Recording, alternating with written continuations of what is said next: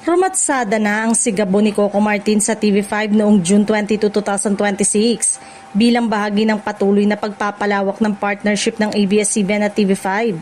Bukod dito, inaasahan ding ipapalabas sa TV5 ang seryeng Someone Somebody ni Catherine Bernardo, James Reid at Ma Salvador matapos muna itong i-stream sa Netflix.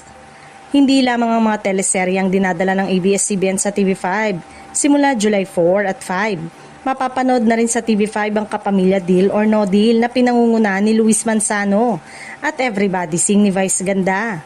Sabay-sabay din itong mapapanood sa A to Z, All TV, Kapamilya Channel, Kapamilya Online Live, I Want TFC at TFC. Ayon sa ABS-CBN, layunin ng mas malawak na simulcast na maabot ang mas maraming manonood habang patuloy na nagbabago ang viewing habits ng publiko. Sa ganitong setup, mas marami ang magkakaroon ng access sa kanilang mga programa at iba't ibang platform at istasyon. Samantala, naghahanda rin ng GMA Network sa mas matinding kompetisyon sa primetime.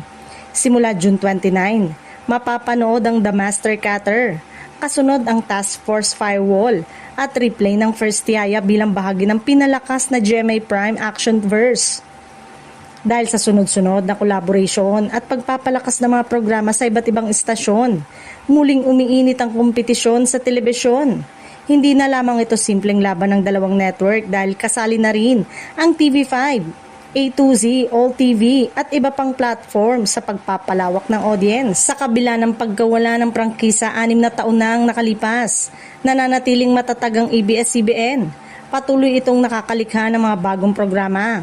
Napapasikat ang mga artista at napapalawak ang abot ng kanilang mga palabas sa tulong ng iba't ibang partner networks, dahilan upang manatili silang isa sa pinakamalalaking pangalan sa industriya ng telebisyon.